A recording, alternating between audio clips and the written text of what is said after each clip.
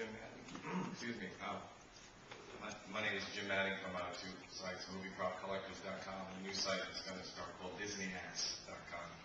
And I noticed when you showed Prep and Landing, the quality was just incredible.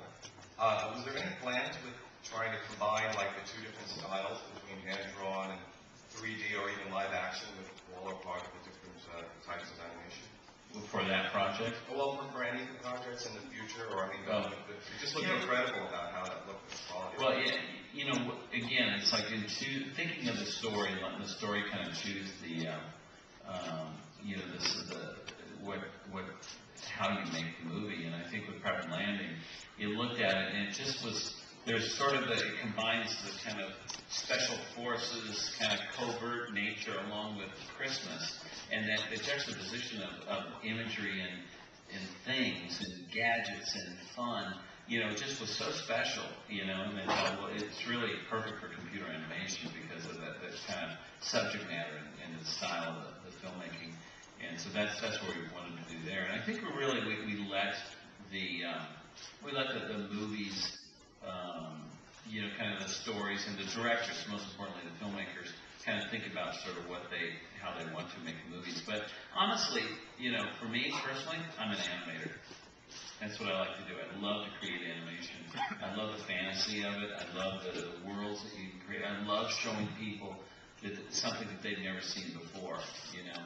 And even though we work with, you know, developing at Pixar, you know, we've developed a lot of computer animation technology out there in the world, and we always, the part of what computer animation can do is the photorealistic nature of it, but we tend to take a step back from that and produce something the audience knows does not exist, and then use those tools. So it's like, okay, I know it doesn't exist, but wait, sure it's real.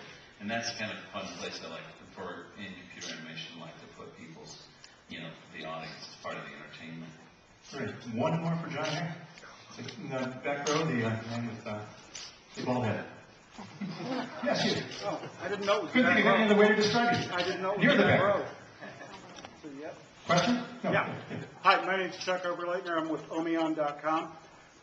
You're listed as the executive producer of Up, and the Academy this year has announced that they're going to open the Best Picture field to 10 nominations, yeah.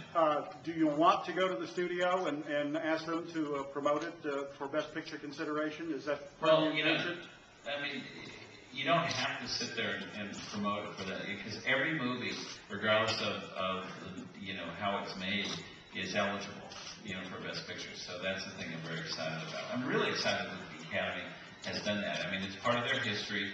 Up until, I think it was 1948, they had 10 nominations all the time. And I think it's exciting because it's sort of opening it up, and it'll I think, you know, hopefully get some more, you know, popular films being nominated. And of course, I have my fingers crossed about the movies I've worked on.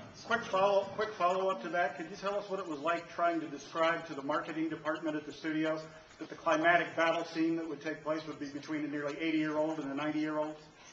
Well, that, you know, it's clear to say that Up was one of, you know, the thing is, the Disney marketing group is fantastic. I mean, they've done such a great job with all our films, but they're kind of used to us, because we first gave them, you know, talking cars, and then we gave them a rat that wants to work in a kitchen, you know, in the finest restaurant in Paris. Then we had a robot on basically a version of the planet Earth that's pretty much dead. And there's no dialogue for the first 20 minutes, and then now we have an adventure with a 72-year-old guy, and the climactic battle is with another old guy, you know. And it's like, but that's Pixar, right? That's Pixar. And the one thing that we promise is that we will make great movies, you know, and we promise you that you've never seen it before in your life, you know. And I think that's what's, you know, that's what's great about, you know, Disney, is that they've been so supportive, you know, because it's now been 3.5 years that we've been a part of Disney. And before that, though, we were partners with them in all our movies, and it's been so fantastic that they have been there. Even Toy Story. It's like, you know, everybody was worried with Toy Story that it would be something just for kids. They literally, you know, early in, they said, well, no teenager's going to want to go see a movie with toy in the title. Right? You know, it's a story about toys. You know, it's going to be just for kids. No one's going to want to come. And we thought, thought, well, no, it's a good movie, you know. And then insects, you know, most people find insects creepy. Monsters, it's like, well, I don't know, my little kids scared of monsters, you know. And so we kind of, you know, do it again and again and again. Superheroes, Incredibles. It's like, there's a billion superhero movies. What's different about this one? So, but that's who we are as a filmmakers. We take these subjects and do something so special, and it touches the audience and touches families, because it's kind of movies. We make movies for the movies that we like to watch, you know. And I just love Disney, and so much of it's the reason why I do what I do, and I think it's so exciting to be back at the Disney Animation Studios. A lot of people have asked, you know, I'll ask myself a question for you guys. Identify yourself. Well, yeah, John Lasseter. One of the things that we've asked a lot is, what is different about Pixar with the movies going forward? You know, what's going to be different about Pixar and Disney, right? Because both doing animation, both doing computer animation, what's going to be different?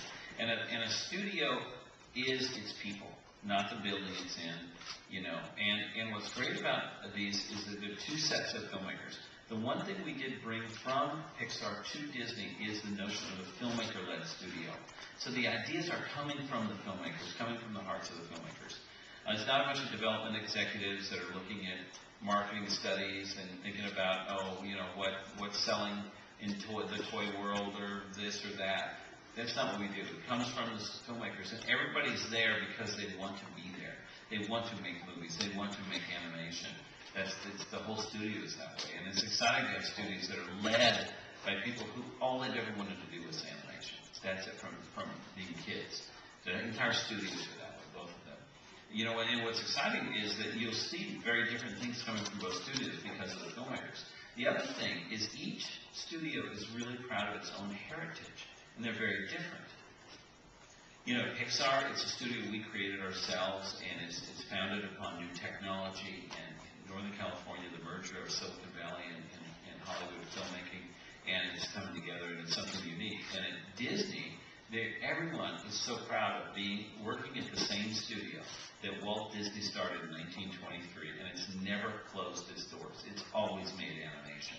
And this new group of filmmakers are there. They're so proud to be carrying on that. And our films have Walt Disney's name on them. And they look, you know, we look at these films, and we say, look, the films are going to have Walt Disney's name on it. We have got to make it as good as films he made, because they set the bar really high, Walt Disney and the Nine Old Men and those guys. When you watch these timeless classics that he made, and we don't want to just copy them. We want to make films that are fresh and original, as original as those films were in their day, so they could sit on the shelf right next to them, and everybody could look at them. These are just as good, you know. And I think it's exciting to have that heritage and to be a part of that. Great. Well, John, we know you got to get going, but thanks so much. I know we didn't get to everybody's questions, but I appreciate it. Thank you, everybody, for coming out.